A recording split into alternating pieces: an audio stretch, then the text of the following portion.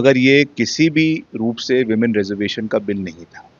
ये केवल और केवल देश के अंदर जो देश की डेमोग्राफी है, देश की विधानसभा कॉन्स्टिट्यूंसीज है या पार्लियामेंट्री कॉन्स्टिट्यूंसीज है, उनको बदलने का अपने राजनीतिक हिसाब से जो है एक षड्यंत्र रचा गया था और उसको पारित करने का एक असफल प्रयास था। मैंने जैसा अभी कहा कि इतिहास की अगर हम बात करें तो 1976 में जब इंदिरा गांधी जी की सरकार थी, उस समय जो 1971 का सेंसस था उसे 25 साल के लिए इंडेफिनेटली फ्रीज कर दिया गया था। उसका कारण क्या था? कारण साफ था कि देश में ये देखा गया कि कुछ ऐसे राज्य हैं जो देश के अंदर जनसंख्या को कम करने के लिए निर्णायक कार्य कर रहे हैं। पॉपुलेशन कंट्रोल कर रहे हैं, एजुकेशन को बढ़ावा दे रहे हैं, फैमिली प्लानिंग कर रहे हैं, और कुछ राज्य है जहाँ पे वो सक्सेसफुली इम्प्लीमेंट नहीं हो पाया। तो ये सोच रखी गई थी उस समय कि उसका जो खामियाजा है वो वहाँ की जनता को नहीं मिलना चाहिए। अगर वहाँ की जनसंख्या कम हुई है तो उनकी जो रिप्रेजेंटेशन है उस तर्क से लोकसभा के अंदर कम नहीं होनी चाहिए। इसलिए उसको इंडेफिनेटली फ्रीज करके 25 साल के लिए फ्रीज किया गया। और फिर 2002 में जब वाजपेयी साहब देश के प्रधानमंत्री थे, उन्होंने फिर से इस चीज़ को समझा, इसकी गंभीरता को समझा और अगले 25 साल तक पुनः उसे फ्रीज कर दिया गया, जो 2026 के अंत तक लागू था।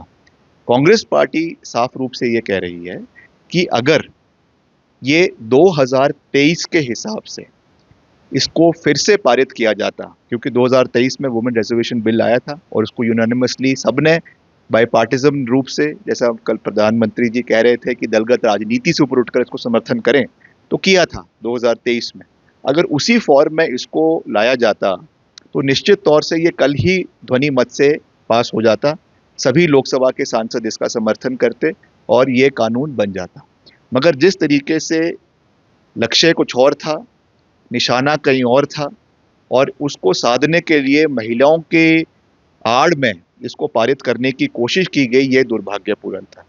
और खास करके जब विधानसभा के चुनाव देश के अंदर चल रहे हैं, 3 राज्य, बड़े राज्य, चाहे वो वेस्ट बंगाल है, चाहे वो केरला है, चाहे वो असम है, वहाँ पे चुनाव हो रहे हैं, उसके बीच में 3 दिन का विशेष सत्र रखा गया और वहाँ पे इसको पारित करने की कोशिश की गई। ये केवल और केवल राजनीति साधने का कोशिश थी। कांग्रेस पार्टी ने इसमें साफ कहा है कि अगर इसको 545 जो अभी हमारा करंट स्ट्रेंथ है उसी के हिसाब से इसको पारित करते, 33% लागू करने का प्रस्ताव करते, तो 100% ये कल ही इसको पास कर दिया जाता। ये केवल और केवल, जैसा मैंने आपको कहा कि निशाना कहीं और था, लक्ष्य कुछ और था और इसलिए इसको पारित करने की कोशिश की जा रही थी। और दूसरा, जो जनसंख्या को सीटों को बढ़ाया गया, 545 से जो प्रपोजल इसमें 850 सीटों की, उसमें भी अधिकतर सीटें जो बढ़नी थी, करीबन 200 सीटें, वो पुरुषों की ही बढ़नी थी। इसमें मात्र जो है 180 सीटें महिलाओं की होनी थी, तो उसमें भी घाटा महिलाओं का ही है।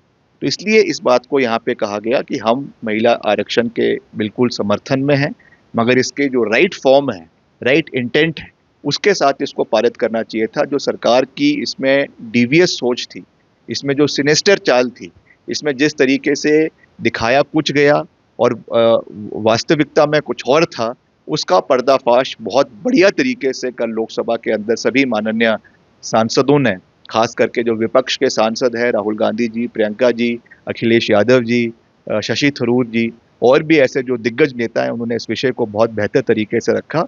और जब ये साफ हो गया कि इसका लक्ष्य कुछ और है, इसको प्राप्त करने की राजनीतिक इच्छा शक्ति कुछ और है, तो निश्चित तौर से ये पहली बार हुआ मोदी सरकार के इतिहास में कि जो बिल सरकार लेकर आई थी उसमें उनको 2/3 बहुमत नहीं मिली और वो पास होने से रह गए।